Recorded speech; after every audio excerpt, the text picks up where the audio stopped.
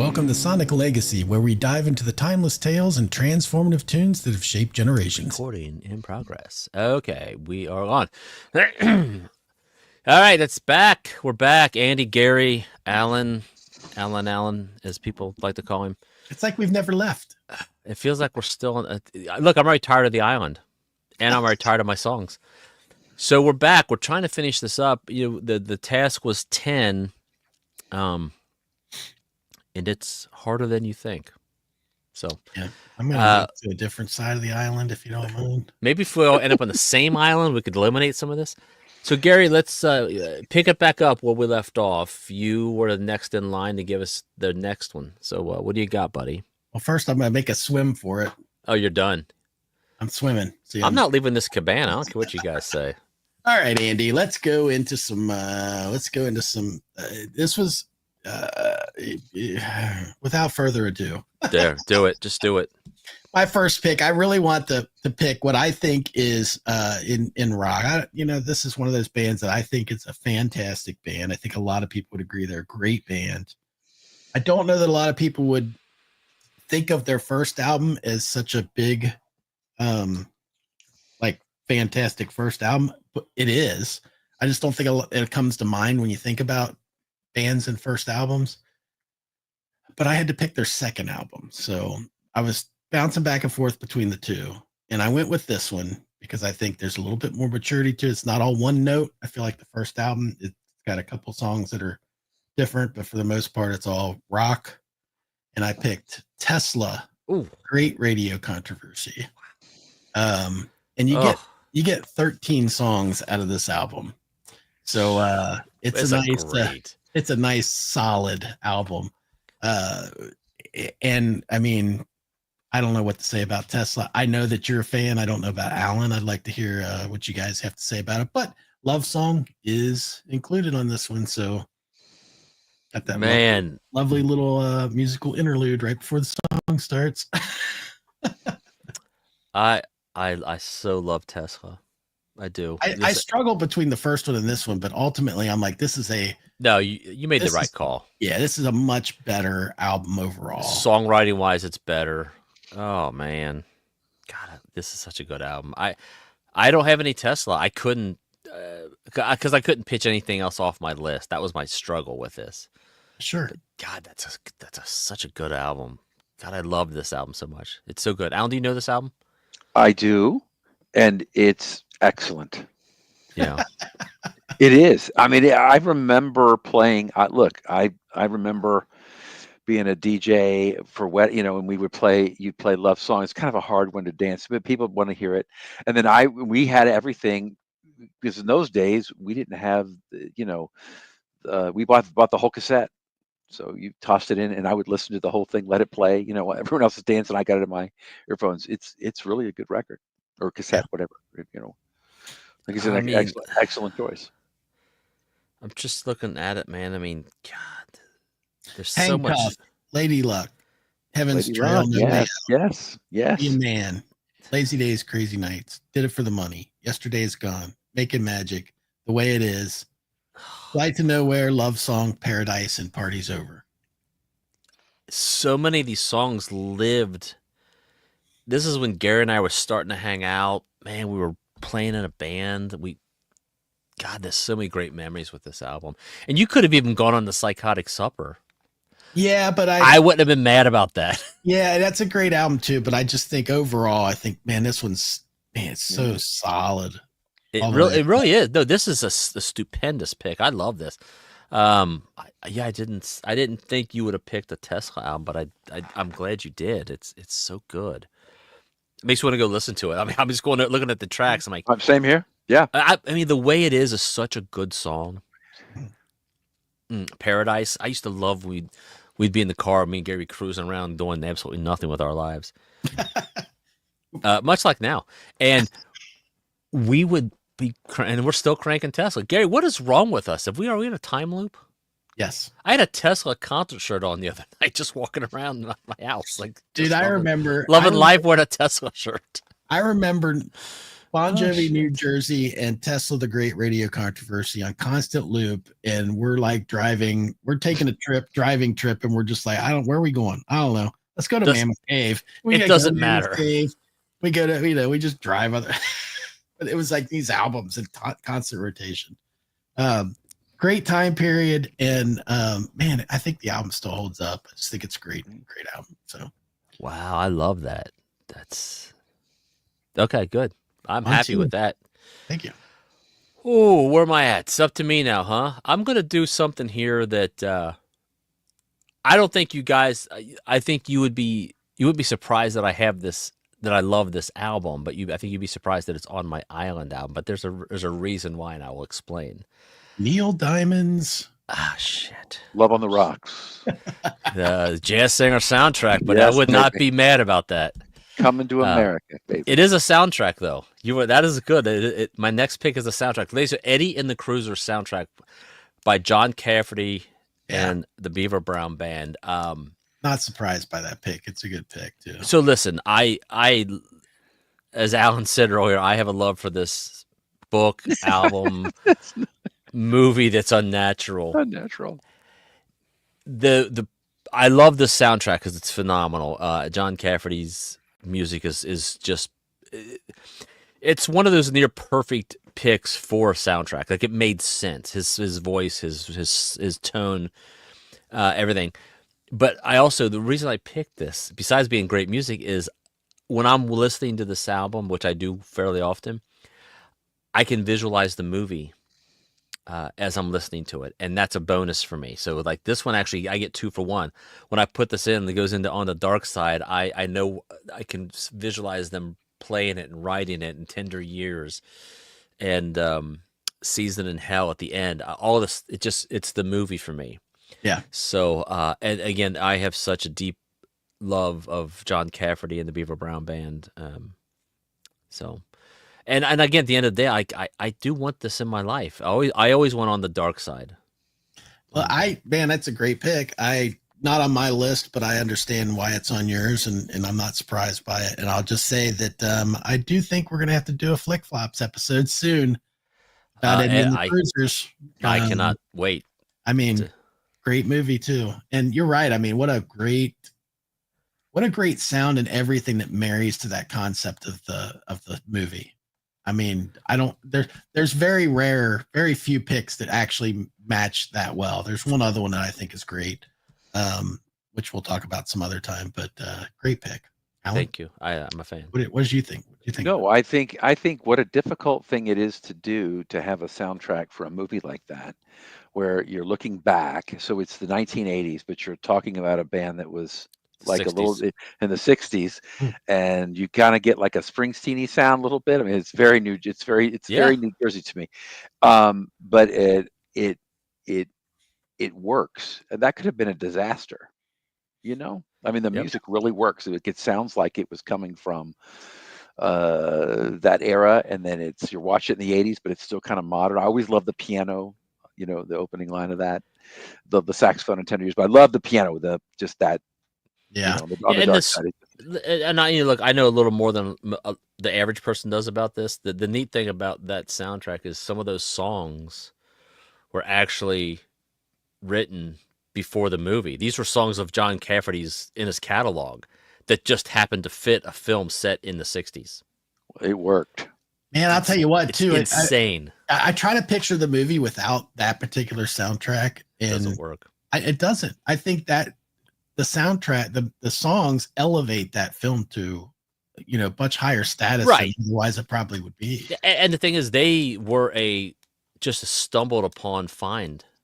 That they were playing a bar on the East Coast, and the producer, the music supervisor of the movie, was in desperate need for a band because who they wanted they couldn't get, and he's like, I got the perfect band, and brought him in, and it's perfection. Anyway, that's just me. I have a wild obsession with Eddie and the Cruisers. So that's a great pick. I mean, a great album. Alan, man, I kind of feel vanilla here. He's like, I didn't think that much about this list. No, I did. I thought too much, but but this album is kind of one of those records. It sold a gajillion copies, like it sold a million. It was on the charts for years, and it's practically this band's greatest hits record, Fleetwood Mac, Rumors. Oh yeah. It is Yeah. Dreams, Don't Stop, Songbird, Gold Dust Woman, You Make Love and Fun. It is top notch, great. I would listen to it. It might be a top 5 record. Isn't for me. this- About a greatest hits? That I mean, it does sound like It, Yeah, it by almost de- is by like a greatest default. hit by default. Yeah, yeah. Isn't this considered one of the greatest albums of all time? I think so. Yeah, I think it's definitely Like, a top, like widely accepted as the one widely of this like it's like this and Tapestry, I think, are considered almost perfection. Joni Mitchell, Blue. Some of the, like I said, the music snob, they'll always say, but Rolling Stone will have like, Marvin Gaye, What's Going On being the greatest album. I'm like, come on, it's not better than Rumors. Rumors is, to me, Rumors is, it may just well be the great. It is definitely top, whatever you want to call it. It's got to be top 10 in Rolling Stone's list, right? Yeah, I would think so. Hang on, yeah. I got Rolling Stone's list here. Pulled up. It's got to be up there. And I think the latest one had, like I said, Marvin Gaye, What's Going On. It's like, Let's But- see if I can get to the top 10. That album reminds me of my youth and hearing it on the radio and stuff back then. And It just the drama. You had people who were in love and breaking up and Yeah. writing these songs about each other and all And that like stuff. performing it together about each other. Yes, and then sleeping with another one. It's like Yeah. it's so cool. And then above it all is Christine McVie, who is just, is there a cooler? She's just so cool. She plays, keyboard player, and just her voice was so, and she was so sweet, and her voice, there's 3 lead singers, and Yeah. and so you get all these different things. She does a song on there called Songbird. It was just, I mean, it is just her and the piano. It's beautiful. It's just a great record. I'm still scrolling to try to see where it falls in their top. I just have to tell you, I find it humorous that is the album that you pick, and I have to follow that with the one I'm following. By the way, Alan, well- Bruce Springsteen's "Born to Run" comes in at 21 on the. Yeah, but look what's right ahead of it. And Oh, I the can't. miseducation of No. Lauryn Hill, and I get so sick of. Well, there's a Kendrick Lamar album that's ranked. Yeah, exactly. 19. Of course. Yeah, Kendrick Lamar's better than. Then Kanye West is ranked 17. So this list doesn't make any sense, so it doesn't matter. By default, cancel that list. I'm trying to real quick. I'm down to the top 10. Well, I can guarantee you. I know we're still. They got talking about number records. 7. They got it at number 7. Okay, It's yeah, dude, it's a top 10 album of all time. I mean, it's amazing. Okay, sorry, that took way I longer than actually me. wouldn't mind. I need to throw that on my playlist so I can listen to that some more. Because Oh, just turn on any radio station, you'll hear the whole damn thing. I want to. Yeah, Dreams. it's true, but Dreams is one of the songs, like that's another Desert Island song.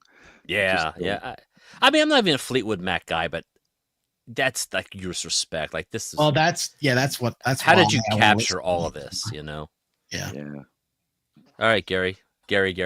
All right, look, I'm gonna start just by telling you the vibe of this album, because I got down a little note, a little factoid about everything that I'm picking, and a little vibe of what the vibe of the album is. And I think this is entertaining to tell you the vibe of this album. Dark, heavy, and ambitious. This is a band, I'm not going to mention yet, showing that they were more than just glam fluff. Gritty and emotionally charged. This is an album that got lost because of grunge. It is a criminally unknown album. I don't think a lot of people know. I think I know where you're going. I think when people hear the band name, they would think of one song in particular and write them off. Can I guess it? You absolutely can. Because I think it's on my list too. That is Dog Eat Dog. Yes. By, Correct. by By Warrant. Warrant. Yes. Oh, hey. Nothing wrong Fucking with that. great. If I'm you just don't know I'm saying Warrant, it right now. Yes, if you don't know Warrant, Dog Eat Dog. It's on Gary's it was gonna be my next. Oh my gosh. I love it so much. It's such a good album. Janie Lane, it's funny to have a conversation about singer-songwriter and put Janie Lane in the conversation, that I can imagine what people who aren't familiar would be thinking. Yeah, but they're wrong. And they're wrong. Absolutely, and I would argue that. You have to dive deeper on him and his writing. And if you don't know it, you really should check it out. It's a great rock album, but more than that, it's like a maturity that he reached as a songwriter. There's so much going on that album. There's science fiction. There's you've It got is heavy, a Jeremy type tune in there. It's true. Man, just so many good songs.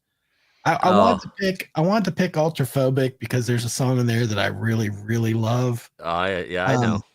But as a full album, this one is just one that, to me, like it took what was, a hair band that easily got overlooked because of Cherry Pie. Yep. And just it's just a shame that it came out at the time that it did, because it got lost. And if you are a fan at all, you should check this album out if you don't know it. I'm not shocked or stunned by your pick. I am shocked and stunned that we both have this album and we're both going to do it next. So, but it's Gary and I are working on a Janie Lane episode. He is his death is one of few celebrity deaths that truly shook me. Yeah.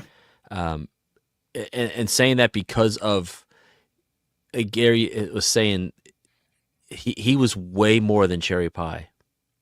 And that's sad because that's the legacy he has, that this guy could write a song like nothing else. And if you aren't familiar with deep Janie Lane's writing, you're missing. You're truly missing out.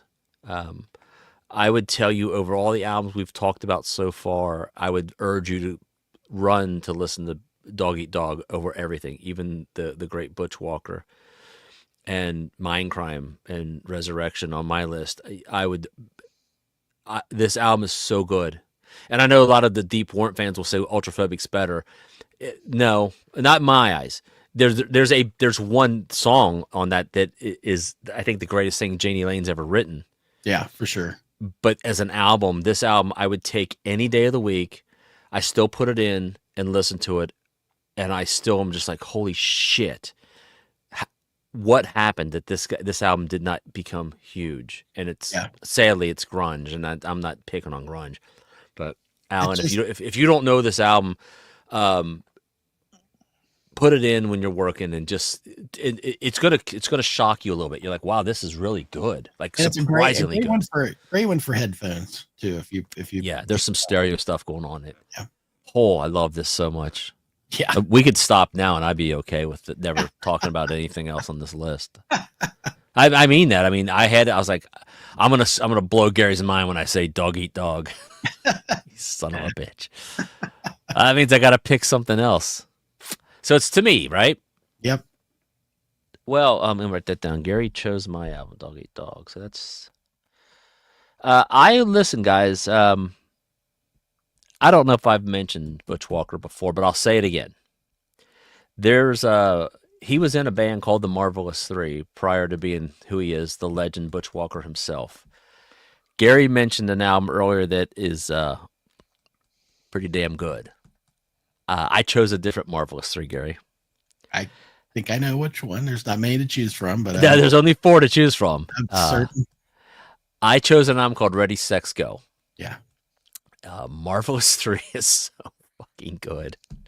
Oh my God, this band is so good. This was the last album they did for 24 years? Gosh, I don't know. They were forced out of their record deal. They were forced to break up because of a bad record deal. And this was the last thing they did, and one of the last songs they ever wrote and recorded as a band is a song called Cigarette Lighter Love Song. And it's exactly what it sounds like. It's a typical hold your cigarette lighter up in the air love song. And it is, it's brilliant. And when I joke and I kid and I say it all the time about Butch Walker, but if you ever get to experience a Butch Walker concert or even a Marvelous Three concert, which you may, if you go to Atlanta in August, you can, it's different. It's very different. And if you've never been to it, I can't explain it to you. but once you go, you get it. You're like, oh, I now understand his fans' obsession with him live because he's one of a kind.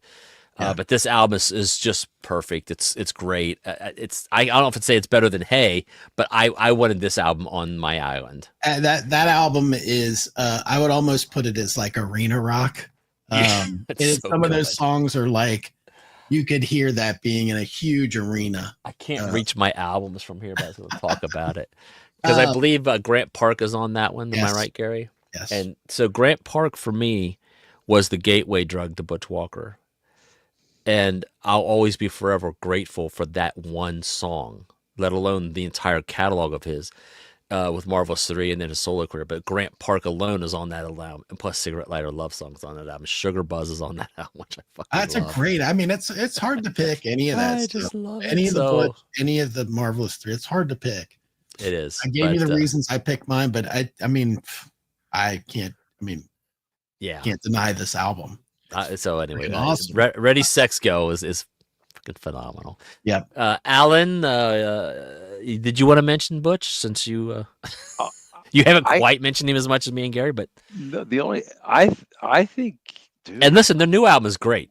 Yeah, Marvelous 3-4 is fantastic, but I need Ready Sex Go. I don't. I like I said, I think I sat there for 20 songs in a row and just picked random ones and never found one that I left. I love to go through. I mean, you can't say that about Elton John. Let me tell you what happens in my life. For a sidebar, there are a few people that because of Gary got me into Butch. I've gotten other people into Butch. You're one of them. A good friend of mine, Dave Nadelman, is one of them. Brent Walter is another one. I've had these conversations, the one Alan and I have, where he sends me text after text, like, "Oh my God, I love a song. Oh my God, I love this song. Oh my God." Dave Nadelman, same thing. My phone, I would love to read the conversations, and it's fantastic. And it brings so much joy to my life because I want the world to love Butch Walker. And then I have to say, Gary started all this, so it's awesome to be sitting here with Gary talking about something that he's been listening to and got me to listen to. And there's something about him when you get into his music. What you don't just dip your toe in it. You're either in or you're out. And if you get in, you're in the deep end. Like, I'm going in, no life preserver. I'm going in. You're welcome to the tribe. Yeah. And then you get it. Yeah. So, anyway, Alan, I didn't mean to step on you there. Dude, you're not stepping on me at all, brother. It's really good. Like I said, I don't know how if you listen to it you couldn't get it. Yeah. But you know. What do you have, Alan? Give us one more and we'll wrap this listen one up. We're gonna wrap it up real quick because I don't think you guys like this at all, and this is one of those ones. What I mean is, I'm gonna sneak this one in. It's gonna be those ones that everyone's like, I've never heard that. I'm not. But it is one of those bands that kind of they're kind of irritating. I think as time goes on, like a lot of people kind of left them. I don't think is aged really well. But this album, it's by REM. It's Automatic for the People. Oh, there you go. That album is beauty. I mean, it is the most. So, Man on the Moon is on it, obviously. I love that song. Yes, but it is like 12 of those songs. And I would just tell you, if you have not listened to that front to back, do it. Find the River. Try Not to Breathe. It's about life, death. Dude, it is an amazing record. Michael Stipe's voice is not irritating on this album. Like I said, Are you sure? I'm not a huge REM guy. But Automatic for the People is one of the best albums I've ever heard front to back, hands down. Hey, this just in. REM, Michael Stipe still complaining about Reaganomics. So, because I too was at the Hall of Fame induction where he inducted somebody and he was blaming Ronald Reagan. I said, it's 2014. Yeah. The man's dead. Yeah, I understand you hated him, but move the fuck on. Yeah. Anyway. Andy, his problems trickle down. Anyway. Oh, there it is. Alan, so listen, talk to me. I'm one of those. I'm not an REM guy, and mostly because of Stipe. He kind of gets on my nerves.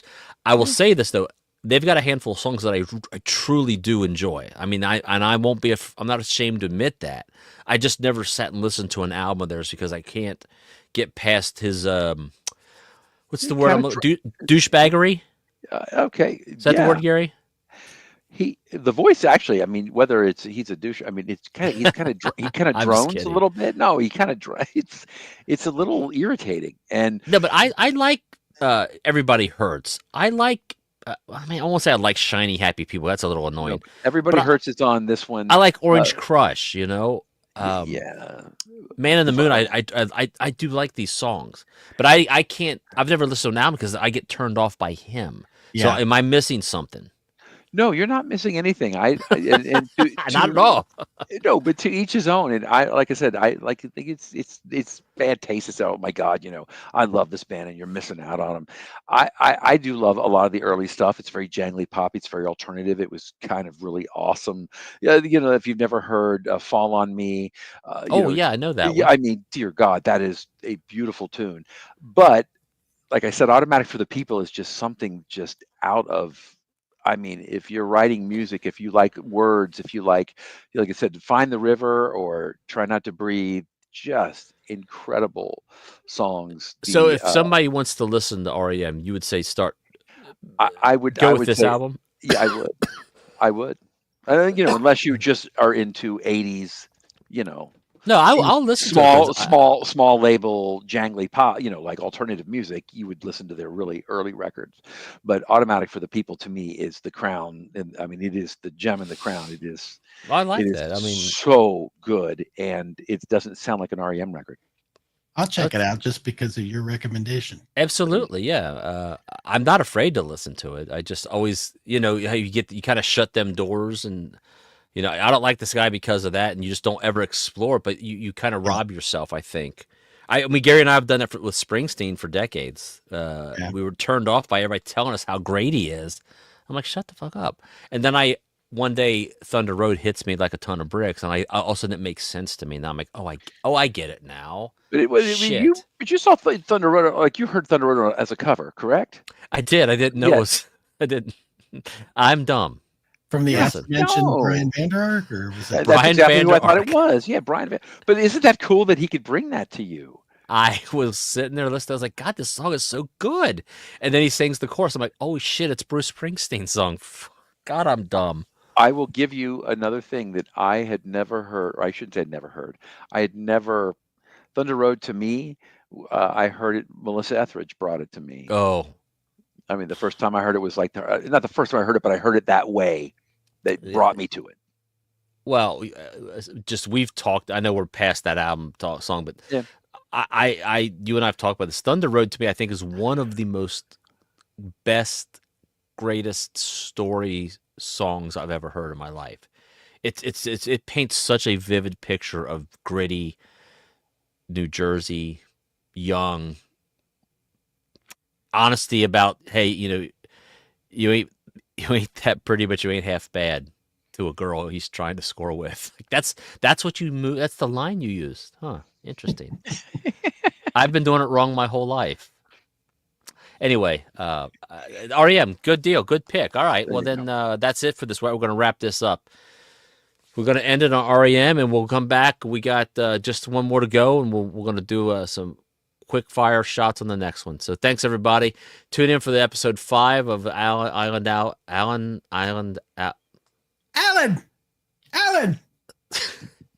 This That's has Steve. been a Touch of Madness production. Brought to you by the creative mind And scene. at Tommy Twins Media.